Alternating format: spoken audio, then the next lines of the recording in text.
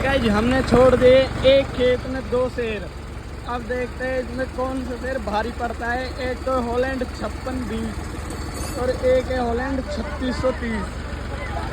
अब हम देखते हैं इनकी दोनों की टंकी फुल कर दिए। डीजल एवरेज नाप के देखते हैं कौन अच्छी एवरेज देता है, कौन अच्छा लेवलेशन करता है। नए मांझा लेकर आए हैं और ये अपना वाइट भाई।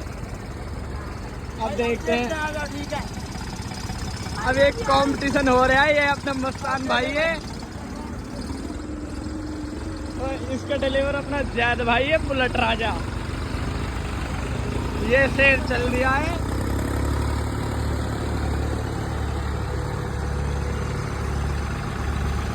अब इनमें देखते हैं कौन सा अच्छा एवरेज निकालता है।